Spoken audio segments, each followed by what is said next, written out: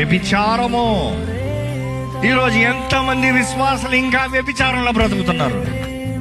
ఎంతమంది విశ్వాసులు ఇంకా కామ సమానమైన బ్రతుకులు బ్రతుకుతున్నారు? ఎంతమంది విశ్వాసులు ఫోన్లో ఇంకా ఫోటోగ్రఫీ ఉంది?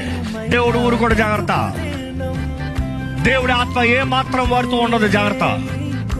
నీ దేహము దేవుని ఆలయమని చెప్పి, పరిశుద్ధాత్మ ఆలయమని చెప్పి, అపవిత్ర ఆత్మలతో బ్రతుకుతూ ఉంటే, ఈ బబులోను అనే వేశ్యతో అంటే దేవుడు అంటాడు జాగ్రత్త, భయంకరమైన శిక్ష రాబోతుంది. ఈరోజు నీవు క్రీస్తు కొరకు రోషముతో బ్రతకగలుగుతున్నావా? నీ జీవితంలో పరిశుద్ధత ఉందా?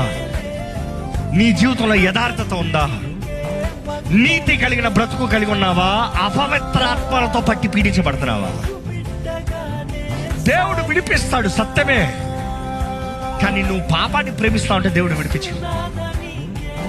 నువ్వు పోర్నోగ్రఫీని ఎంజాయ్ చేస్తావు అంటే దేవుడు విడిపించు. నువ్వు మత్తు పదార్థాలతో ఎంటర్టైన్మెంట్ గా త్రాగుడు ఈ డ్రగ్స్ లో నువ్వు బ్రతుకుతానంటే దేవుడు విడిపించడు. నీకు సహాయం కావాలంటే ఆ మొరపెట్టు, విడిపిస్తాడు. కానీ విడిపించబడిన వాడివి విడిపించబడినట్లుగా బ్రతకాలి. మరలా